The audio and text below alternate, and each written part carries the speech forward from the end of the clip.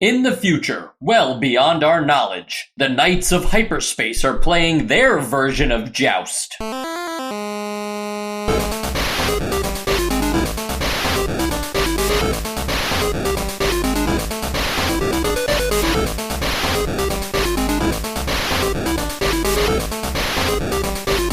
And welcome to Nostalgia, a chronological exploration of every NES game released in North America. I'm Mike. I'm Sean. And I'm Joe. And I don't know about you guys, but that was a pretty appetizing start. If we're just going off the back of the box, I'd be hyped to play Joust if I just read that. I mean, they have their own futuristic version of something that we don't have at all. It sounds wonderful. Yeah, it's like a little bit of future and past all in one. What's funny is I get that they were saying their version of Joust, that thing that happened in medieval times, but it also sounds like they might have their own future version of this same video game that's way better. Right, because they call it Joust, right? They said this is our new version of Joust. Yes. They don't call it Jousting. It's not called Joust. Yeah, that's sort of what I meant. That's sort of what I meant. I didn't know that it had another sporting term. I thought it was just the act of, the little stick, or it's a long stick. Right. So, whatever. So which one of you feels most equipped to explain medieval Joust to our audience? I could really only say what I've seen in the Heath Ledger film A Knight's Tale. That would be perfect, please.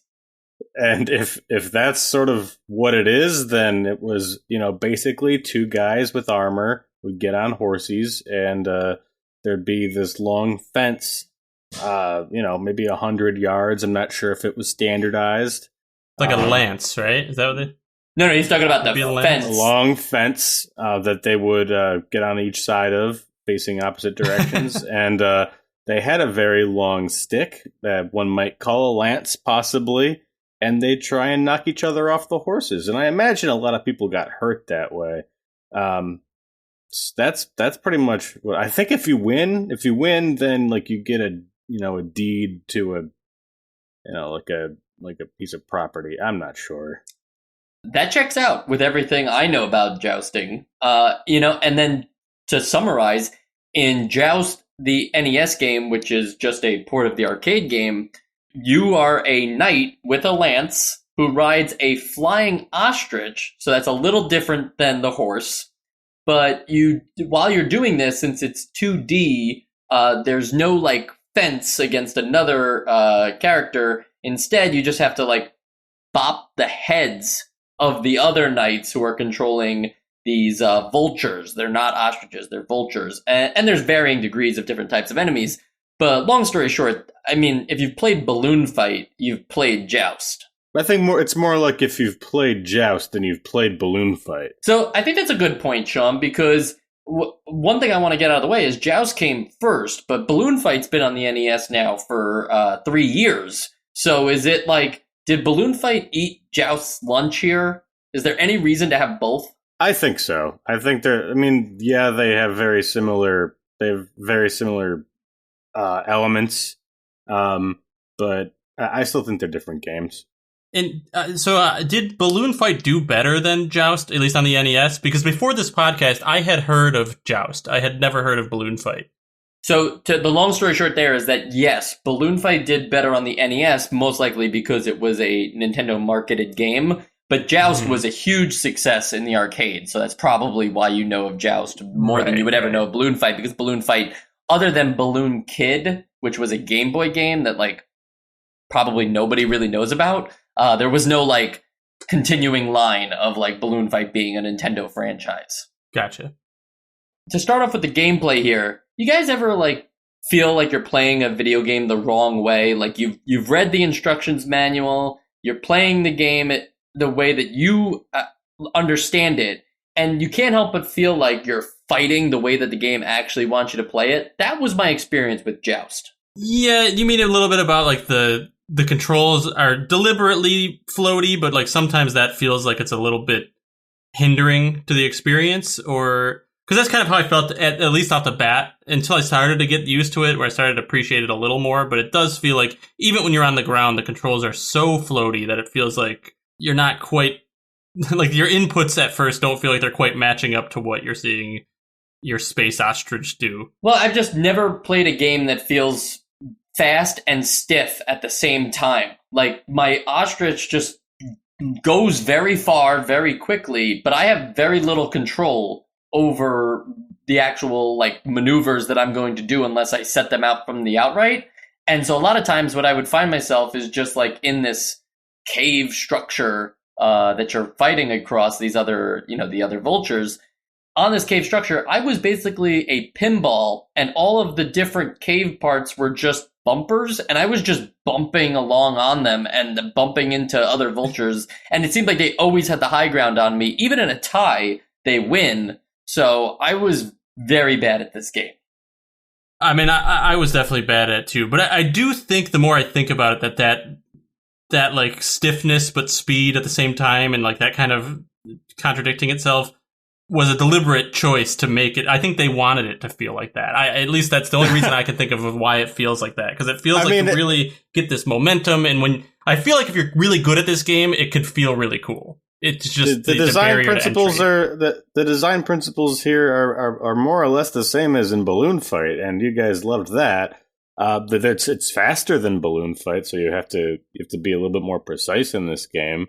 But yeah, obviously, like I don't think that I think that it was an intentional design the way it's controlled, but I wouldn't describe it as floaty and stiff simultaneously. I said fast and stiff. I would say it's heavily momentum based. Yeah, and right. To be clear, the Balloon Fight thing, that's why I say, like, you ever feel like you're playing a game the wrong way. Because Balloon Fight, I didn't even need to read the manual, and I have complete control over my character in that game, and I actually consider myself quite good at that game.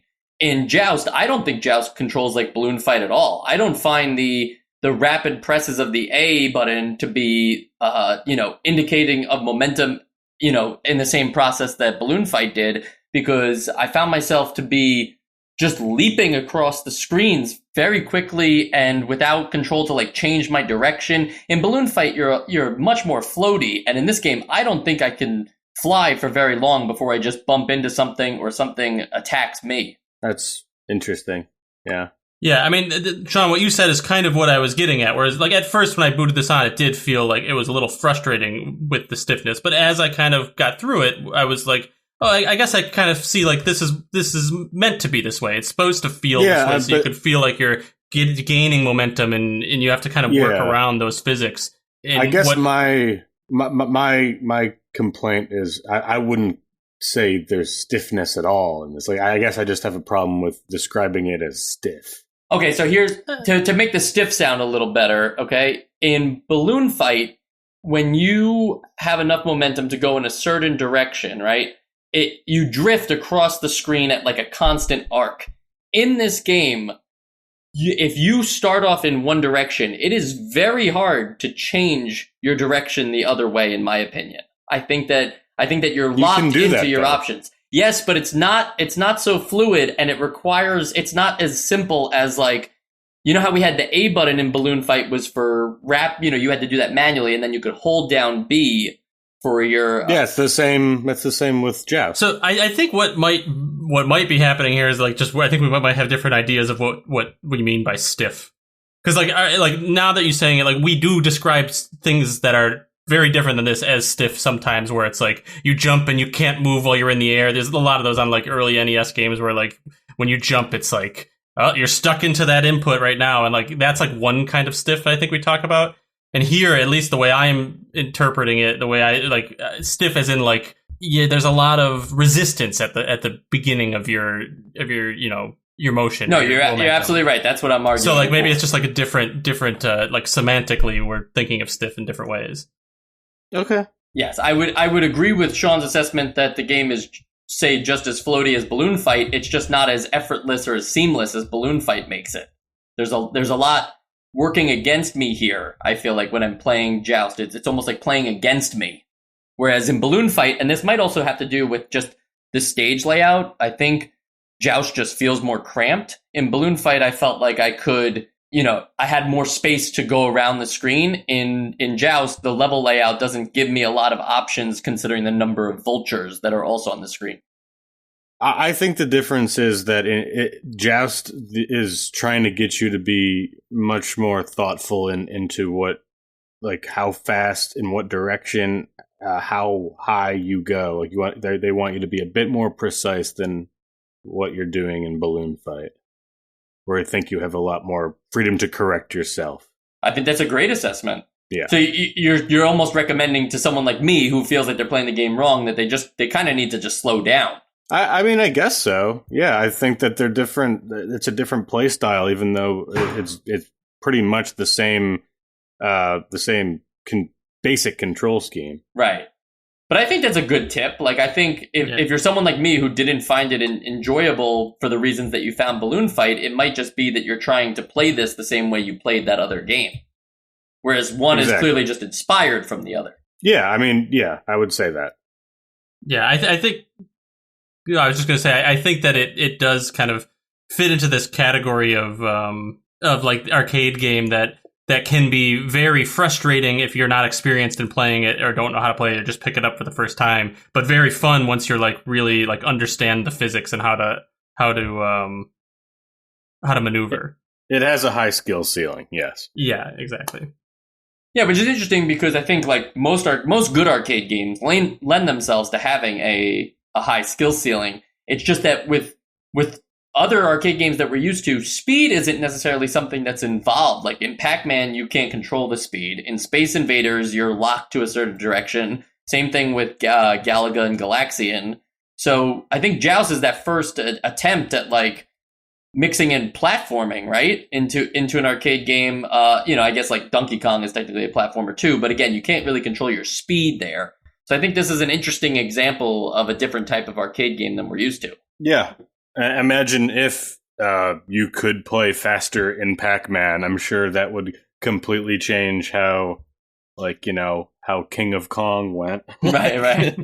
I imagine now just on an arcade machine, a separate like gears joystick for you to like change your gears in Pac-Man. Yeah. I love the idea of like you can like drift, you get like momentum, and you can.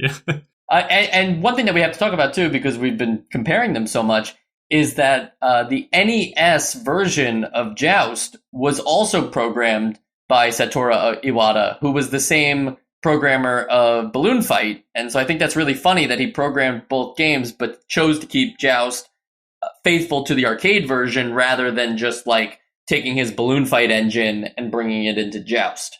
I think it probably only needed some. I mean, this is just me guessing, but I'm sure it's like only needed a couple variables tweaked. And what did you guys think about, like, we always talk about this with arcade games, and I didn't care about the score here, but how did you feel about, as the waves went on, the difficulty of the game? It definitely ramps up pretty quickly when you only have the 4 to keep track of. Even though you may be pinballing because you're used to Balloon Fight, or you're just not sure like how to modulate your speed, you can still pretty much get through it.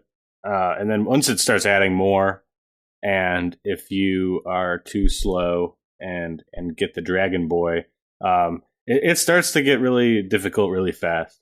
Yeah, especially because I think that the more that they add ramps up the difficulty like even more exponentially, because when you hit one of the the vultures, they drop an egg, and as long as you get to it in time, it won't hatch into a new rider and turn into a new enemy altogether. But but with the more eggs that there are on screen, just the more likely you get to miss some, and then it just keeps adding more vultures, so it makes it a little harder to really like clean up the whole screen if there's always like that threat of more appearing. And then over the course of just the first 2 levels, you get a little walkway on the bottom that you can it's sort of like your bumpers if you're playing bowling, that they just take away for level 3, and it pretty much just stays steady, like a steady level of difficulty after that point. Yeah, and those bumpers, just for anyone who hasn't seen it, they're blocking you from falling into pits of lava on either end of the screen. So once those are gone, it makes it a little more precarious. Yeah, the floor actually becomes lava, which is quite scary. Right. Well, I think this is where that game came from. The floor is lava. I think it came from Joust. True. And you know, I will appreciate that the idea of like the bumpers being there. Like I think that was a great analogy there, Sean, because that was very important to like continue to strip away things to add difficulty. Like I thought that was pretty neat. I almost wonder if there's another version of that where there aren't so many platforms at first so that you can explore a little more, and then you go like deeper into the cave and more platforms kind of appear to block your way as you go on through the different waves. I thought something like that would have been a nice touch as well, you know, in terms of learning the game. It's funny that you say like going deeper into the cave, because what I liked about, at least in the manual or just the extraneous information in this game, it's sort of framed more as just like an arena-based sport. So it's just different variations on an arena, and it's not like you're going on an adventure anywhere. It's just like this is just what you do. So it's not like you're going deeper into a cave. It's just they're moving goalposts. Yeah, sort of. yeah. I mean, I totally came up with that cave analogy on my own. There's no this doesn't take place on a cave. I think it actually takes place, you know, I don't want to say like on a moon, but like it says in space, in hyperspace or something. Oh like yeah, that. hyperspace. This is what hyperspace looks like. Right.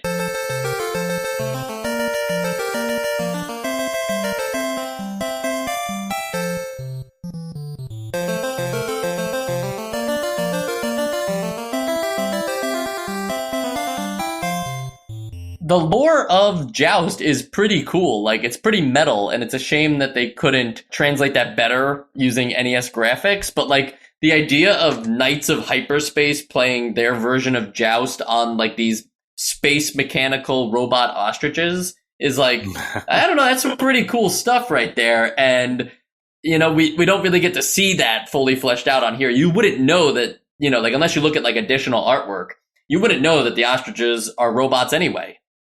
Yeah. And even the names of some of the people you fight, the enemies, there's like the Buzzard Riders, and there was another thing of like one of the knights had like a really cool name too.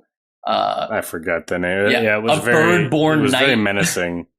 Yeah. Yeah. A lot of these things are cool, and so I definitely think like they put in, oh yeah, here's another thing, Shadow Lord, the Bounder, the Hunter, like they put some thought into this stuff, so I do appreciate that. I think the only difference between the types of enemies is just like how aggressive they are, and they have like their little jockey is a different color. True. Yeah, I guess I was actually just gonna ask like what if you guys noticed, or like in the moment really noticed like which ones were which or anything. I guess some of them would be more aggressive, but it's not like any took like 2 hits to die or anything like that.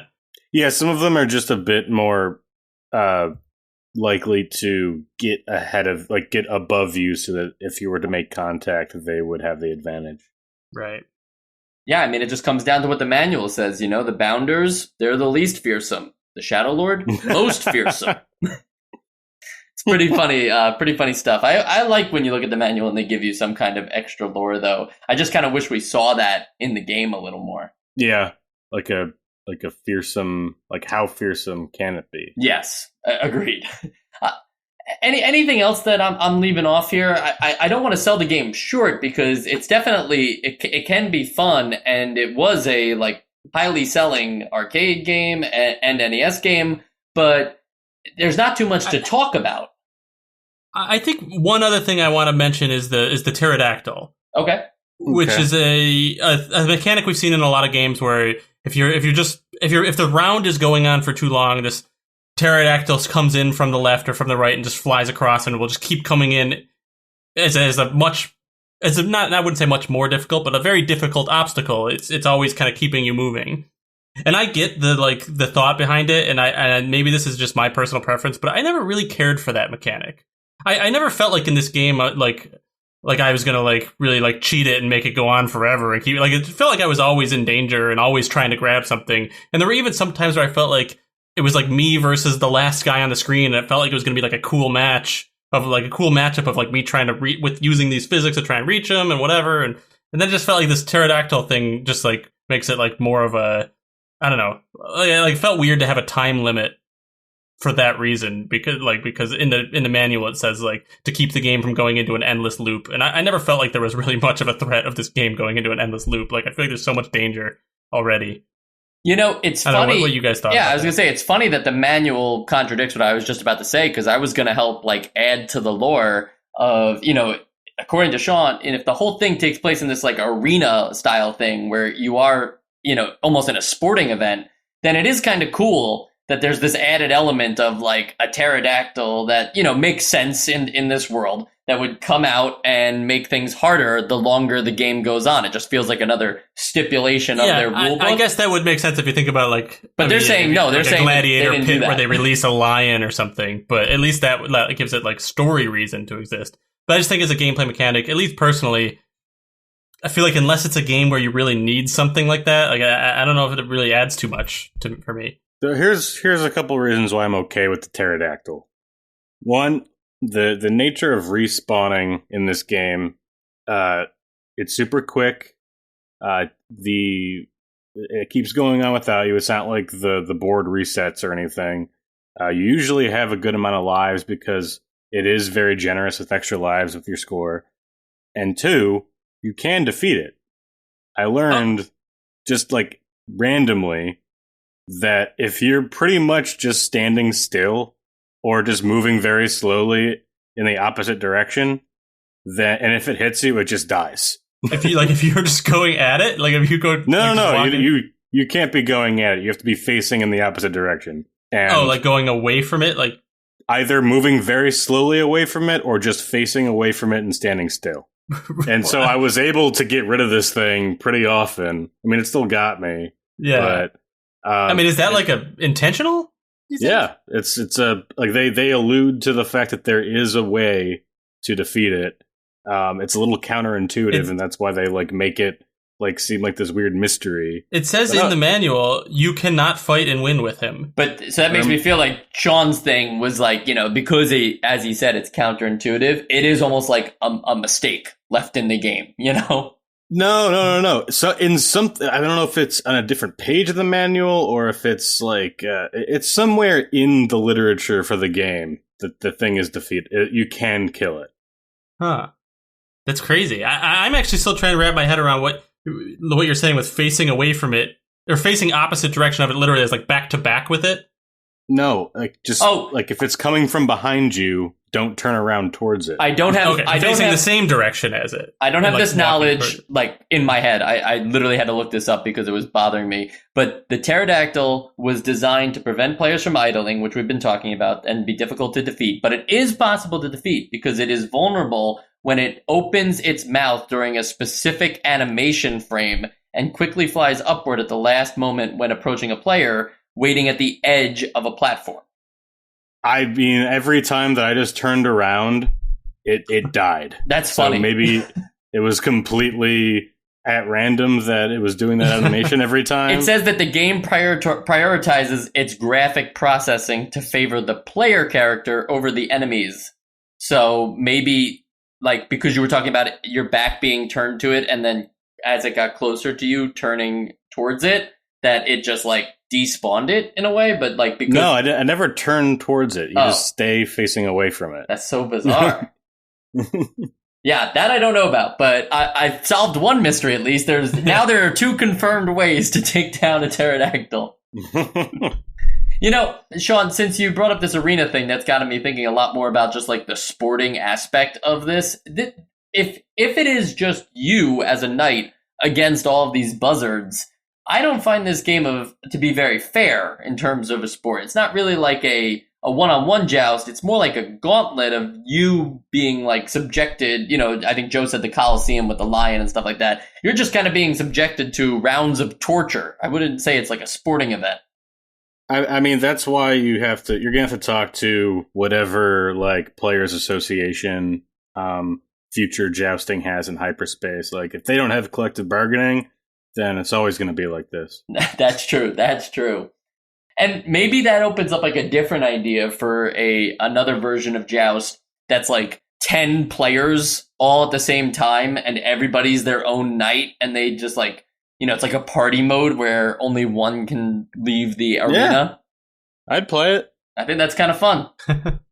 Okay, well, I was looking into development for this game, and usually with development, we find some pretty good bullshit, right? Yeah, for sure. So I found so much garbage about the development of this game. It was just, I was reading it and I was trying to think about like, what can I take away from this for people to like understand John Newcomer, who was the creator of Joust. Like, what could I get from him? What kind of quote? I thought you were just like using like John Doe. No, John Newcomer is his real name. And okay. You're reading this development stuff online, and I'm like, who cares? It's like he studied what can fly and mythology, and it's like anybody could have done that. Like that actually doesn't mean anything in terms of his gameplay philosophy. So I did find one quote that I'm going to read, if you guys will allow me to. I'll allow it. I'll allow it. Okay. This is directly from John. At the time Joust was done, I was hoping to get a broader audience who may want to try a different skill. There were already plenty of shooting games they could play. I wanted to break some new ground. I felt I was already giving the players new things to do, like having to flap, run, and become so adept at flying that it would be the determining factor in how you collided and defeated an enemy. The cleanest thing I could think of to visually determine a winner was height. I mean, if this is a world where balloon fight doesn't exist yet, this is a new way of looking at it. So I can kind of give him the benefit of the doubt here that he's not just going to say a bunch of mundane shit like I was looking at what birds there were in books, like that. Which is something he said. I can accept this. Yeah, and I think it makes sense that like the point of this game is your motion and your position, so like you didn't want to muddy it up with like adding a stab button or something. Yeah. Would you guys have wanted a stab button though? Like, let's pretend that it would have worked out. Like, do you think it's just better to bop people on their heads to determine the winner, or do you think they should have tried to get the lance in there? I think you guys would be much more pissed off at this game if you had to press a button to kill, and there'd be a bunch of I definitely hit the button, but it always won. I would just be pissed to control two buttons at the same time too. Like you have to flap pretty much all the time, so I'd hate to have to flap and then also hit a button to launch my my lance forward. So I'm not for that option. Yeah, I also think it might get a little, just with like the graphics that are here and everything, it might get a little complicated to be like, well, so then do they have to stab you too? And then there might be a lot of like, I definitely hit him first. Like, oh, he hit me. It's like hard to see who was stabbing. And, I think this is just, it's much, much more obvious. Like, yep, I won because I was above him. Yeah, there's going to come a point where we just basically turn Joust into a shmup at that point. Like, no. Like the lances just get thrown like javelins. I don't want to play Joust shmup. You probably want to play more Joust, though, right? I mean, I like Joust. Yeah, so I don't know. So let me tell you about some other Joust games, okay? Because there are two. Okay. All right. The first one, Joust 2: Survival of the Fittest. And what's different about this one? One thing is that the graphics are better, way better, but it just seems to be, other than like added enemies and added enemies. Like I think there's a griffin now, and there's these knights that are actually like on the platforms that have their own lances, and they seem to be in the way. Other than that, I couldn't really tell if there was actually like a new element for the player. Okay, but I believe so it's just like a much more treacherous place to hold a sporting event. Yes, and the layout changes too with each stage that you clear. So like the way the platforms lay out, it's not like things get stripped. It's like you just go to a new place. Okay.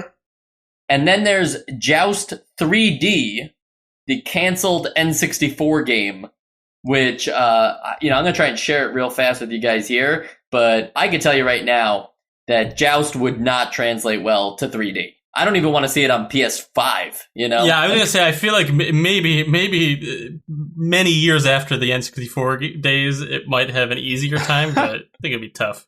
This looks like the Panzer Dragoon or something. It seems like they tried to make it into like an RPG, right? Whereas it would have just been better as like, I could understand like this would be a better 3D game to use with like a lance, you know? Like if you had to This is like a huge environment too. It looks better than what I expected, which was like some kind of Bubsy 3D thing, but I don't know if I would have wanted to play. There is still hope for Joust though, because Midway Games optioned the rights to the Joust movie to they did it to CP Productions back in 2007, and it was described as Gladiator meets Mad Max, set 25 years in the future. I don't know why that was important. Like only 25 years in the future. Yeah, I know. We'll have hyperspace back then. When was this? 2007. So Gladiator meets Mad Max is kind of interesting because Gladiator was like a Best Picture, and that's basically just Mad Max Thunderdome, though. Yeah. Like, you don't need to mix it with anything. Right.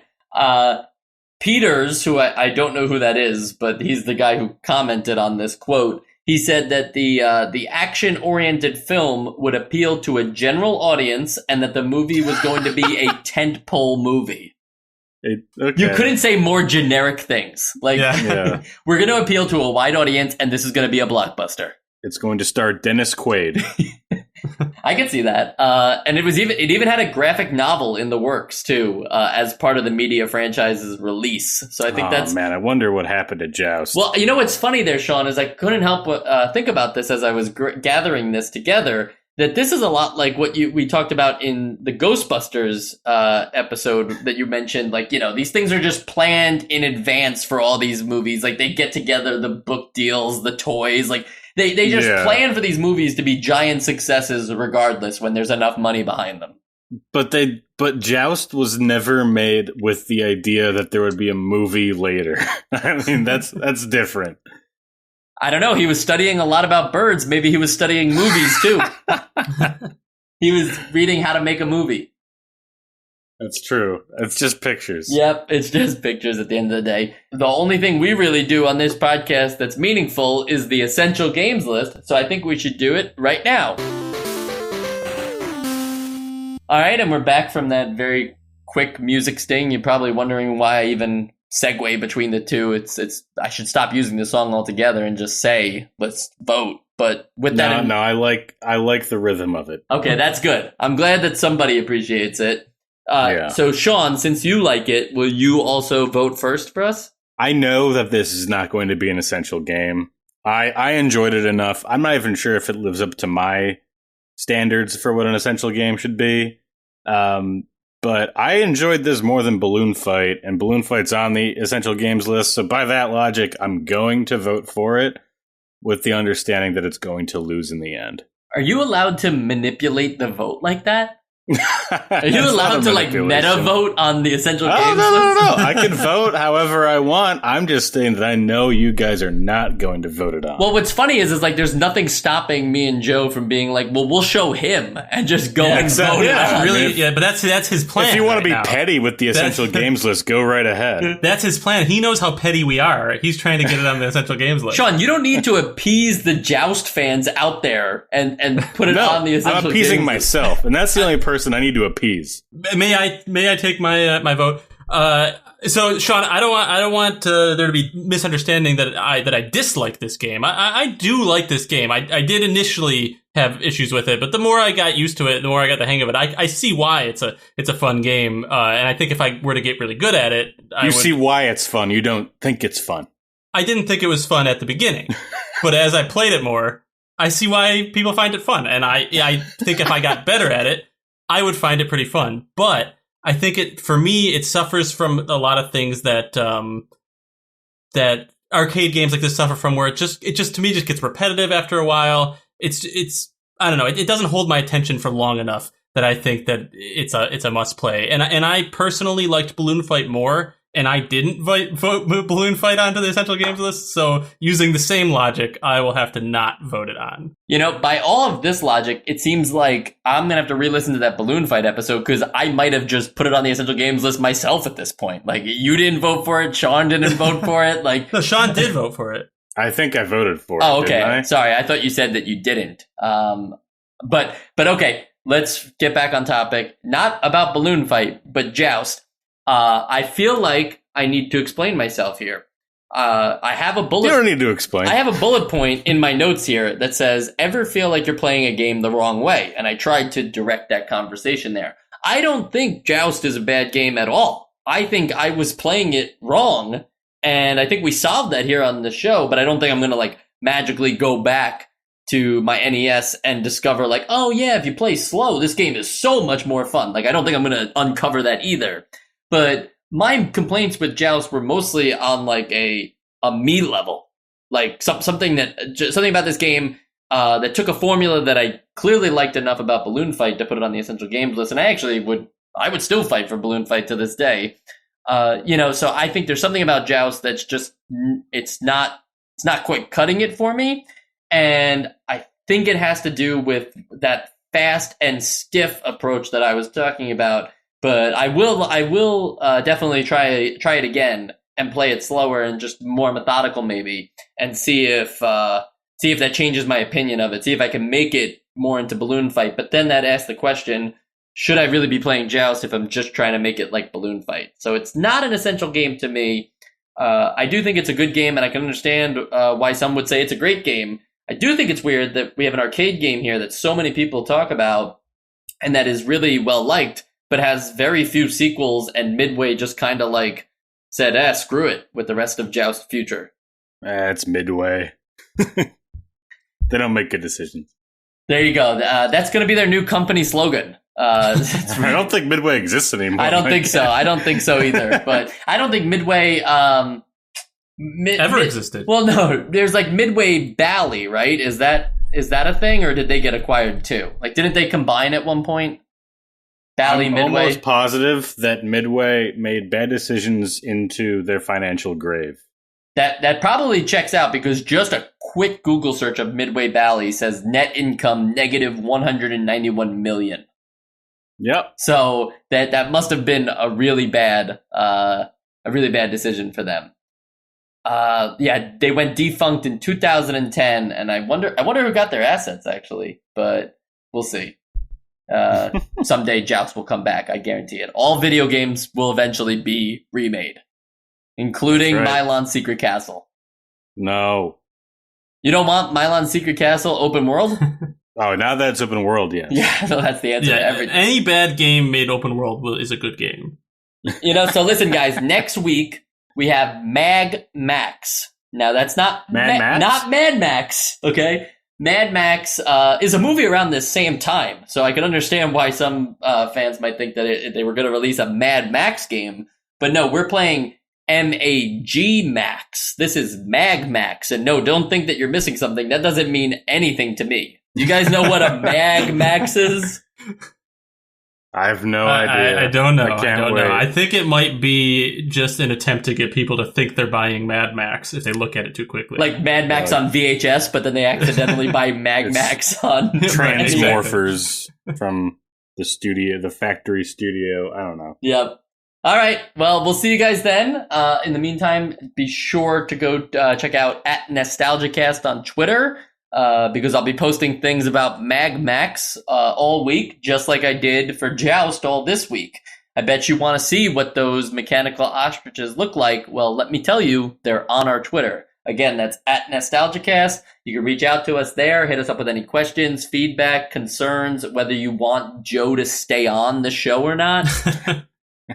Please. Vote me off. I think all of those things are valid things to talk. So let's go ahead and do it. I'm Michael Esposito. You can find me at Esposito Film on Twitter, and I'll talk to you soon.